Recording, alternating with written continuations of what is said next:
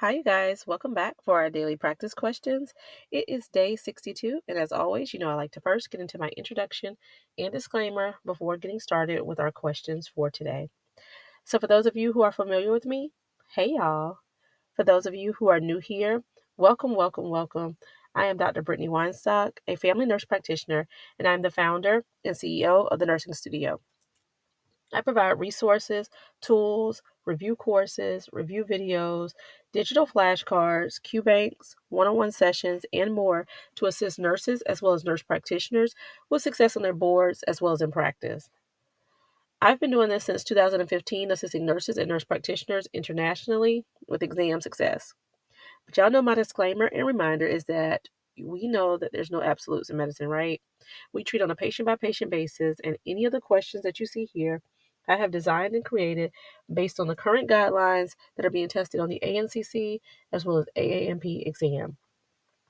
Now, any of my videos where I'm teaching on things that we currently do in practice, I will always say that so there's no confusion. So, with that being said, let's get into question number one for today. All right, you guys, I see a few of you took advantage of the early bird discount over the weekend, but we're back to regular price now up until all 10 spaces are filled. So it is $499.99 for this class. It is 5 weeks with an additional week to make it a total of 6 as you get an individual session on that last week. So it runs from April 21st through May 30th. So if you're looking to pass your boards this year, get on the winning team. All right.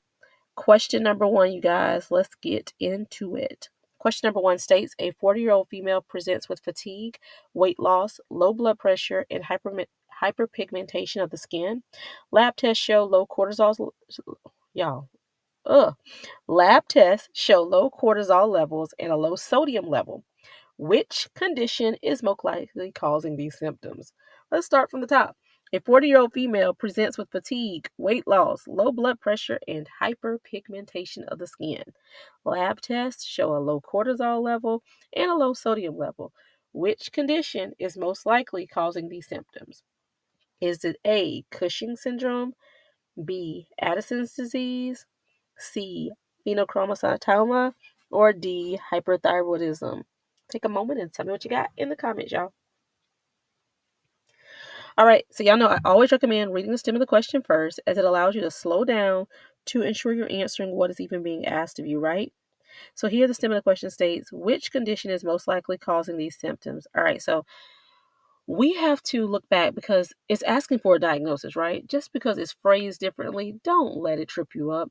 If it's saying which condition, is all this is saying is what is this person's presentation, their signs and symptoms showing you, and what is this diagnosis based off of how they're presenting, right? So same thing I always say. When the stem of the question is looking for a diagnosis, we got to run it back and look at the assessment findings, right?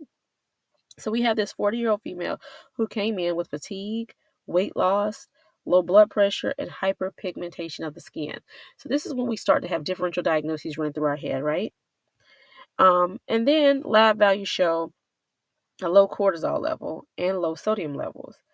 Y'all, this presentation is classic for Addison's disease.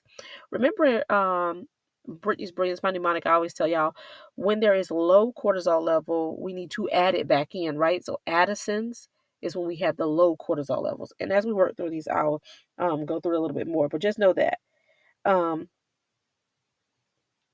Addison's disease is your best answer. Also remembering that with Addison's disease, because they do have these low cortisol levels, they can have low sodium associated with it, but they also may have fatigue, that weight loss, their blood pressure can be affected, and hyperpigmentation is something that is very classic with Addison's also, okay? And if y'all struggle with these, make a flashcard, keep them in front of you. Check out my digital flashcards. Utilize all the things you need to do so that you can retain those things that you don't commonly encounter so that you can keep it in front of you to remember, okay? Question number 2. A 55-year-old male with a history of hypertension and obesity presents with a round face, buffalo hump, and purple striae on his abdomen. His cortisol levels are elevated, and a dexamethasone suppression test shows no suppression of cortisol production. So what is the most likely diagnosis? Is it A, Addison's disease, B, Cushing syndrome, C, primary hyperaldosteronism, aldosteronism, or D, hypothyroidism? Take a moment and tell me what you got, y'all. Tell me what you got. All right, so stem of the question here. What is the most likely diagnosis? All right, so again, it's asking for a diagnosis. So we're going to run it back and look at the assessment findings, right? So we have this 55-year-old male. He has a history of hypertension and obesity, but he comes in with this round face, buffalo hump, purple striae on the abdomen. Look, I was about to start singing. Wait. I could just hear my kids singing that song, but I am not going to go so left field here. But I was going to say, wait. Y'all should be able to tell me right here because this presentation is classic, right? So right here, they have the round face, buffalo hump, and purple striae. Hands down. All day, every day, twice on Sundays, y'all. This is Cushing syndrome, right? And I always say think Cushing, like real cushion like. They're fluffy, round face, buffalo hump. This goes along with Cushing syndrome because there's an overproduction of cortisol, right? Addison's, we don't have enough cortisol, so we need to add it back in. Cushing, we have gotten too cush and we need to back off of it, right? We have an overproduction of cortisol. So that's where that round face comes from, that buffalo hump, and that purple striae can commonly show up as well. But also, the lab values are the confirmatory aspect of your differentials. So his cortisol levels are elevated. This is definitely Cushing syndrome. And then question number 3. A 40-year-old patient is diagnosed with Addison's disease after presenting with fatigue, weight loss, and hypotension. Lab tests confirm low cortisol levels and a high ACTH. What is the first-line treatment for this patient? Is it A, ketoconazole, B, hydrocortisone, C, surgery, or D, metformin? Take a moment and tell me what you got.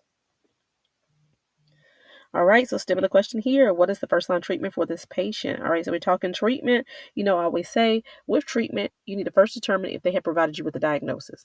If they have not, then you got to run it back a step further and look at those assessment findings so that you can determine a diagnosis because we got to know what it is to be able to treat it, right? So here, the diagnosis has been provided for us. It's letting us know that it is Addison's disease, correct? And so how do we treat Addison's? What is that first line treatment for Addison's disease? And your best answer is B, hydrocortisone. Oral corticosteroids are the first line treatment, and commonly hydrocortisone is utilized in this. Remember, as I'm telling you, we need to add in more cortisol. We need to add it back. We have I was going to say underproduction, but we have a lack of cortisol. So that's why our cortisol levels will be low, but we need to add our oral corticosteroids back in to simply just help balance things. Whereas like ketoconazole, that's actually a treatment option for Cushing's disease, right? So make sure that you're knowing these. Of course, we're going to continue to walk through these. So tomorrow we'll talk more on the treatment of these, but I wanted to kind of get you into first being able to identify as far as a diagnosis and signs and symptoms, and then moving forward into treatments. But all right, you guys, as always, please be sure to like, comment, subscribe, and share with whomever you may think may find this beneficial as well. But y'all know what to do. Y'all make sure y'all meet me back here. And if you do need anything that I offer, please feel free to reach out to the nursing studio by giving us a call at 803-400-6864. You can also shoot a text message to this number or shoot us an email to thenursingstudio, the number 1 at gmail.com. Everything that I offer is linked in the bio of this channel, including my website. And as always, if you're looking to book any of my one-on-one sessions or any of my custom packages or plans, I always say either call, text, or email so that I can speak with you to gauge what you truly need to make sure that you are booking the appropriate session type, okay? All right, you guys, you know what to do. Y'all make sure y'all meet me back here. Happy studying. Bye, y'all.